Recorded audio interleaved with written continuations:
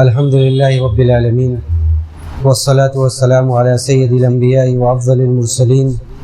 نبینا محمد وعلی آلہ واصحابہ اجمعین، اما بعد۔ معزز حاضرین، محترم بزرگوں اور دوستوں، زکوٰۃ کے متعلق بعض مسائل پر گفتگو ہوئی تھی اور ان میں سے بعض مسائل جو باقی بچ گئے تھے انہی کو بیان کرنے کے بارے میں یہ وعدہ کیا گیا تھا پچھلے درس میں کہ اس کو بیان کر کے بعد مکمل کی جائے گی۔ زکوٰۃ کے تعلق سے سونے اور چاندی کا نصاب، زیورات کی باتیں، یہ ساری باتیں گزری۔ آج جو بات اختصار کے ساتھ ذکر کی جائے گی اس کا تعلق سامان تجارت سے ہے۔ سامان تجارت کا مطلب یہ ہے کہ بندہ سونے اور چاندی کے علاوہ، نقد کے علاوہ جو چیزیں اس کے پاس ہے اور جس کو وہ تجارت کے مقصد سے اپنے پاس رکھے ہوئے، تجارت کے اور بیع و شراء کے غرض سے وہ چیز رکھے ہوئے ہیں، اس کے اوپر زکوٰۃ کیسے ہے، کیا ہے، اس کے تعلق سے کچھ باتیں عرض کی جائے گی۔ اس کو عربی میں اسی لیے یہ زکوٰۃ عروضی تجارہ کہا جاتا ہے۔ انسان کے پاس یہ چیزیں جو نقد کے علاوہ ہو اور وہ انسان کے ہاتھ میں ٹکتی نہیں ہے، یعنی وہ چلتی رہتی ہے۔ اب اس میں زکوٰۃ کے لیے سب سے پہلے تو جو عام چیزوں میں جو شرط ہے وہی اس میں بھی شرط ہے کہ سب سے پہلی شرط یہ ہے کہ بندہ تجارت کی نیت ہو، اس میں جو چیز ہے، جو جس چیز کا وہ کام کر رہا ہے اس میں وہ تجارت کے مقصد سے اس کو وہ اکٹھا کیے ہوئے اس کو وہ خریدے ہو۔ اور دوسری چیز یہ ہے کہ وہ نصاب تک پہنچے۔ اور نصاب کیا ہے؟ نصاب سونے کا یا چاندی کے برابر اس کی قیمت آکی جائے۔ راجح قول کے مطابق یہ ہے کہ اس کی قیمت چاندی کے برابر ہو، یعنی چاندی کا جو نصاب ہے، چاندی کا جو نصاب ہے وہ اتنی قیمت، اگر جیسا کہ پیچھے ذکر کیا گیا کہ 595 گرام چاندی پر زکوٰۃ ہوگی، اور نقد بھی اگر آپ کے پاس کیش 595 گرام چاندی کے برابر کیش ہے تو اس پر زکوٰۃ بنے گی۔ تو اسی طرح تجارت کا جو سامان ہے، جس میں تجارت ہو رہی ہے، جس کو تجارت کے مقصد سے آپ کے پاس اکٹھا کیا گیا، اگر وہ بھی چاندی کے قیمت کے برابر پہنچے تو اس پر زکوٰۃ ہوگی۔ اسی طرح اس میں ایک تیسری شرط یہ ہے کہ اس قیمت پر 1 سال گزرے۔ 1 سال جن چیزوں پر گزرا ہو، تجارت کے جو کام ہو رہا ہے، جس میں تجارت ہو رہی ہے، 1 سال گزرنے کے بعد ہی اس پر زکوٰۃ ہوگی۔ یہ اس کے اور تجارت کے جو سامان ہے اس میں زکوٰۃ یہ ایک اجماعی مسئلہ ہے، اس میں کوئی اختلاف نہیں ہے۔ اللہ نے فرمایا کہ یا ایھا الذین آمنوا انفقوا من طیبات ما کسبتم، جو تم نے جو کمایا ہے اس میں سے اللہ کے راستے میں خرچ کرو، اور جو اس کے علاوہ جو زمینوں سے جو نکلتی ہے جو اناج وغیرہ، اس میں بھی جو اس کا حق بنتا ہے اس کو بھی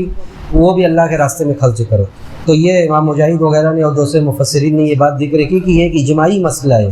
اس میں کوئی اختلاف نہیں ہے کہ تجارت جس چیزوں میں ہوتی ہے۔ ہاں یہ ضرور ہے، اس میں الگ الگ فقہا کی رائے ہے کہ تجارت کی نیت کا جو مسئلہ ہے کہ یہ سامان تجارت کے لیے ہے، ان نیتوں کے بارے میں اور اس کے فروعی چیزوں کے بارے میں اختلاف ہے، لیکن اس معاملے میں کوئی اختلاف نہیں ہے کہ تجارت کی جو چیز ہے اس میں زکوٰۃ دی جائے گی۔ اور نصاب کے تعلق سے بھی جیسا کہ میں نے ذکر کیا کہ چاندی کا جو نصاب ہے، راجح بات یہی ہے کہ چاندی کے نصاب سے ہی اس کو آنکا جائے گا۔ چاندی کے نصاب کا جو قیمت ہے وہی سامان تجارت میں بھی ہوگی۔ اب اس میں ایک بات یہ ہے کہ نیت تجارت کی، اب اس میں علماء نے کئی ایک باتیں کی ہے کہ سب سے پہلی بات یہ ہے کہ جب بندہ وہ چیز خریدے تو اس کی نیت یہ ہو۔ علماء نے اس میں 2 باتیں کہی ہے نیت کے تعلق سے۔ کچھ لوگوں نے کہا کہ جب خریدے اس کو تب نیت ضروری ہے، تب نیت ضروری ہو کہ وہ یہ چیز خرید رہا ہے تجارت کے پرپس سے اور تجارت کے مقصد سے، تبھی اس میں زکوٰۃ ہوگی۔ اور دوسرے لوگ کہتے ہیں کہ اس میں یہ خریدتے وقت اور ملکیت کے وقت یہ نیت کی شرطیں نہیں لگائی جاتی ہیں، لیکن زیادہ راجح بات یہی لگتی ہے، جیسا کہ سعودی افتاء کمیٹی وغیرہ کا اور ابن عثیمین رحمہ اللہ وغیرہ کا بھی یہی فتویٰ ہے کہ اگر اس کی نیت بدل بھی جائے تب بھی وہ تجارت کا مال سمجھا جائے گا اور وہ زکوٰۃ نکالے گا اس پر۔ یعنی ایک چیز ہے جس کو خریدتے ہوئے اس نے تجارت کی نیت نہیں کی تھی، لیکن اس کے بعد اس کو یہ ظاہر ہوا کہ وہ اس میں تجارت کرنے لگے، تو اس چیز میں بھی اس کو تجارتی کا وہ مال سمجھے گا اور اس میں زکوٰۃ ویسے ہی نکالے گا جیسے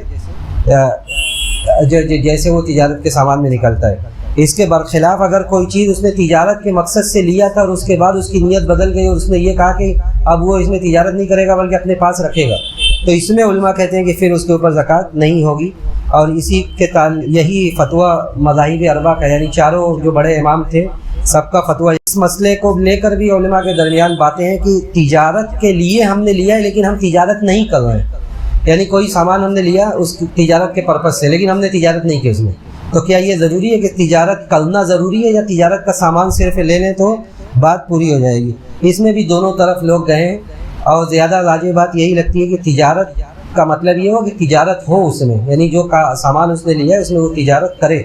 تبھی اس کو سامان تجارت سمجھا جائے گا اور اس میں زکوٰۃ نکالی جائے گی۔ اس کے علاوہ جب تجارت کے سامان کی زکوٰۃ نکالی جائے گی، جن چیزوں میں بھی تجارت ہو رہی ہے، مثال کے طور پر ساڑی ہے،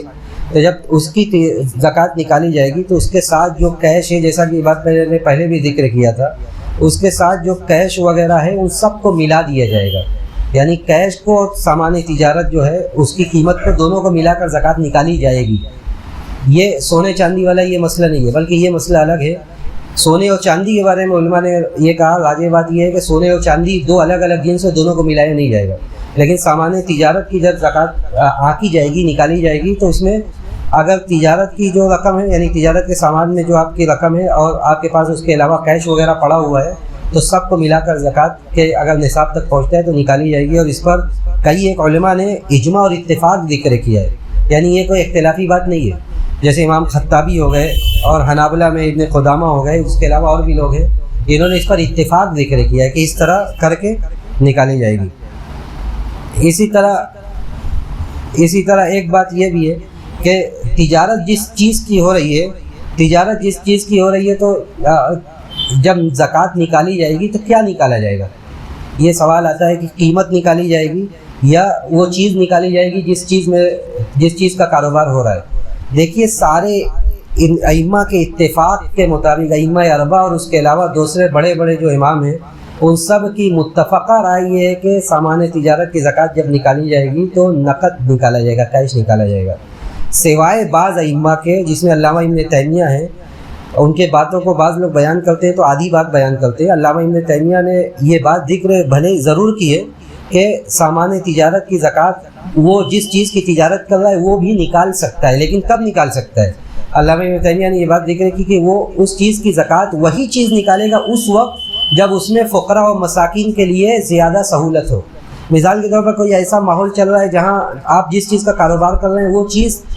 فقراء و مساکین کو اس کی زیادہ ضرورت ہے، تو اس وقت پہ علامہ ابن تیمیہ نے کہا کہ وہ کیش نہ نکال کر، وہ نقد نہ نکال کے وہ وہی چیز زکوٰۃ میں نکال لے گا، لیکن عام حالات میں نہیں۔ عام حالات میں سامان تجارت جو ہے اس کی زکوٰۃ بھی کیش اور نقد کے شکل میں ہی نکالی جائے گی۔ اسی پر اکثر ائمہ اور اکثر اماموں نے یہی بات کہی ہے، اور یہ تقریباً متفقہ بات ہے، سوائے کنڈیشنل کچھ حالات ایسے ہیں جو بعض شروط کے ساتھ علماء نے یہ اجازت دی ہے کہ اس وقت جس چیز کی تجارت کر رہا ہے اس چیز کو وہ نکال سکتا ہے۔ تو اور یہ بات بھی جیسا کہ پیچھے ذکر کی گئی کہ اب اس میں اس کا تفصیلی کیا طریقہ ہے، اس کے بارے میں اگر کسی کو یہ ساری باتیں سمجھ میں نہ آئے تو وہ اس بارے میں علماء سے رابطہ کرے، کیونکہ علماء نے اس میں تفصیلی باتیں لکھی ہیں، خاص طور سے ان لوگوں نے جنہوں نے جو لوگ تجارت کے ماہر ہیں ان لوگوں نے اس میں تفصیلی باتیں لکھی ہیں کہ اس کا حساب کتاب کس طرح نکالا جاتا ہے۔ اور اس میں ہمارے جامعہ سلفیہ کے ناظم اعلیٰ مولانا عبداللہ سعود صاحب کا ایک بہت پہلے، غالباً اب نیا چھپا ہے نہیں مجھے نہیں پتہ، لیکن بہت پہلے ان کا ایک کتابچہ چھپا تھا زکوٰۃ کے بارے میں، تو اس میں بھی انہوں نے تفصیلی طور سے اس کا پورا حساب کتاب بتایا تھا۔ اس میں لکھا تھا کہ زمان تجارت کی زکوٰۃ نکالتے وقت کس طرح کیلکولیشن کیا جاتا ہے۔ تو اگر وہ کتابچہ، اس کی کچھ عبارتیں میں آپ لوگوں کے سامنے پڑھتا ہوں۔ جیسے مولانا نے ذکر کیا کہ تجارت میں اپنی اصل پونجی اور سرمایہ پر ہی زکوٰۃ ہے، یعنی جو آپ کے پاس آپ کی اصل پونجی ہے اس پر زکوٰۃ ہے۔ کہتے ہیں کہ آج کل کاروبار میں ادھار لین دین پر بھی کاروبار چلتا ہے، جس کی وجہ سے دوسرے کی رقم بھی آپ کے سرمایہ کے ساتھ کاروبار میں لگی ہوتی ہے، یعنی آپ کے اصل پیسے کے ساتھ اس دوسرے کا پیسہ بھی آپ کے کاروبار میں لگا رہتا ہے۔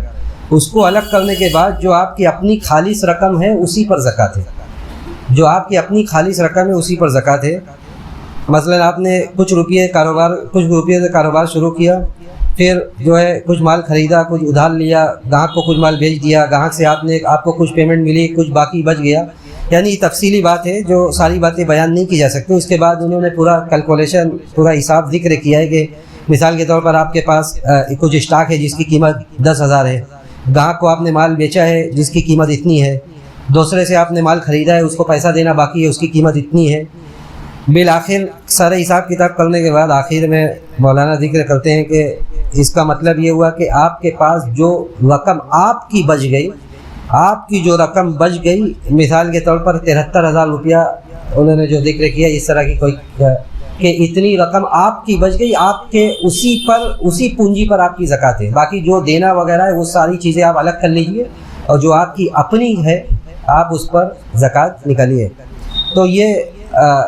جو تجارت کا جو سامان ہے اس پر زکوٰۃ نکالنا چاہیے، اور جو نصاب کے متعلق جو چیزیں ہیں، دیکھیے زکوٰۃ بار بار یہ باتیں ذکر کی جاتی ہے کہ زکوٰۃ ایک سسٹم ہے، اور زکوٰۃ اس وقت ادا ہوگی جب آپ پورا حساب کتاب کر کے زکوٰۃ نکالیں گے۔ یہ نہیں کہ آپ نے آنکھ بند کر کے کوئی آیا آپ نے اس کو دے دیا اور اس کے بعد آپ یہ سوچیں کہ آپ نے زکوٰۃ پوری ادا کر دی، نہیں، زکوٰۃ آپ جو بھی نکالیں، آپ کو سال جب گزرے، 1 سال ہو جائے تو آپ اس کا پورا حساب کتاب کریں اور کر کے زکوٰۃ نکالیں، تبھی وہ اللہ کے یہاں مکمل طور سے قبول ہوگی، اور جو نصاب ہے اس نصاب کے حساب سے وہ ادا ہوگی۔ یہ زکوٰۃ کے تعلق سے، سامان تجارت کے تعلق سے کچھ باتیں تھیں جس کو میں نے آپ لوگوں کے سامنے ذکر کیا۔ اس کے بارے میں اور بھی مزید تفصیل ضرور ہے، اور زکوٰۃ کے مسائل بہت سارے ایسے ہیں جو میں ذکر کیا ہوں یا جو میں نے آج ذکر کیا، اس میں بہت سارے مسائل ایسے ہوں گے جس میں علماء کی رائے مختلف ہو سکتی ہے۔ تو اگر کوئی مسئلہ اس طرح کا واضح نہ ہو تو آپ افتاء کمیٹی وغیرہ سے رابطہ کریں، اور ان لوگوں سے جن کے اوپر آپ کو اعتماد ہے۔ ہم اللہ سبحانہ و تعالیٰ سے یہی دعا کرتے ہیں کہ رب العالمین ہمیں مسائل کو سمجھنے اور شریعت کے مطابق اس پر عمل کرنے کی توفیق نصیب فرما، اور ماہ رمضان میں ہم جو بھی عبادتیں کرنے والے اللہ تو اسے شرف قبولیت سے نواز دے۔ ربنا تقبل منا انک انت السمیع العلیم وتب علینا انک انت التواب الرحیم، وآخر دعوانا ان الحمد للہ رب العالمین، والسلام علیکم ورحمۃ اللہ وبرکاتہ۔